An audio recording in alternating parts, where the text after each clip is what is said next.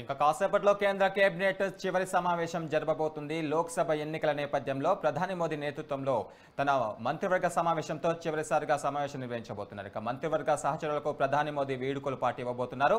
ఎన్నికల వ్యూహాలపైన ఈ సమావేశంలో ప్రధానంగా చర్చకు వచ్చే అవకాశాలు కనిపిస్తున్నాయి.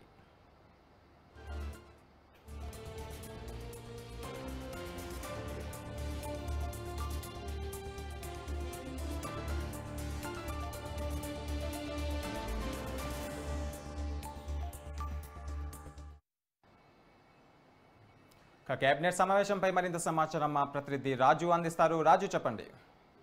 థ్యాంక్ యూ గురు. ఈ రోజు ఢిల్లీలో ప్రధానమంత్రి నరేంద్ర మోడీ ఆధ్వర్యంలో కేంద్ర కేబినెట్ చివరి సమావేశం జరగనుంది. ముఖ్యంగా ఈ యొక్క కేబినెట్ లో ఎవరైతే మంత్రులు ఉంటారో వీళ్ళందరికీ కూడా ప్రధానమంత్రి నరేంద్ర మోడీ వీడ్కోలు పలకాలన్నట్టుగా కూడా మనకు సమాచారం అంతా ఉంది. ముఖ్యంగా వాళ్ళకు ఫేర్వెల్ పార్టీ ఇవ్వనున్నట్టుగా కూడా తెలుస్తా ఉంది. వారికి అయితే ముఖ్యంగా మూడవసారి ఎలాగైనా కేంద్రంలో బీజేపీ ప్రభుత్వాన్ని వచ్చే ఉద్దేశంతో బీజేపీ పార్టీ ఇప్పటికీ వాళ్ళ కసరత్తులు చేస్తా ఉంది. ఈ నేపథ్యంలోనే ప్రభుత్వం కూడా పలు కీలకమైన నిర్ణయాలు తీసుకునే అవకాశం కూడా కనిపిస్తా ఉంది. అదేవిధంగా మూడవసారి అధికారంలోకి రావడానికి ఎట్లాంటి వ్యూహాలు అమలు చేయవలసి ఉంటుంది, అదేవిధంగా దేశం ఏ విధంగా ఉండాలి అలాంటి ప్రణాళికలు రూపొందించుకోవడానికి కూడా ఈ యొక్క సమావేశంలో చర్చకు వస్తాయని చెప్పేసి కూడా మనకు అర్థమవుతుంది. ముఖ్యంగా మంత్రులతో పలు కీలకమైన అంశాలు కూడా చర్చకు వచ్చే అవకాశం ఉన్నట్టుగా కూడా తెలుస్తా ఉంది. ఈ యొక్క సమావేశం మరికొద్దిసేపట్లోనే ఢిల్లీలో ప్రారంభం కాబోతా ఉంది.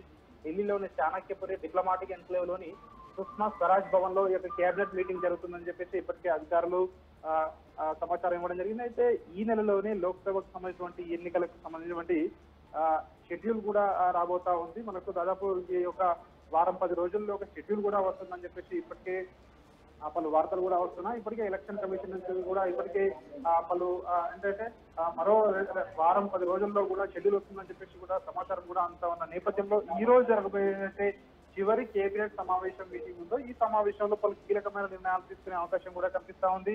మొత్తానికి ఖచ్చితంగా ఎట్టి పరిస్థితుల్లో మూడవసారి కేంద్రంలో గెలిచి హ్యాట్రిక్ సాధించాలనే ఉద్దేశంతో ప్రభుత్వం ఉన్నట్టుగా కూడా మనకు అర్థమవుతోంది. గురు, రైట్, థ్యాంక్ యూ రాజు.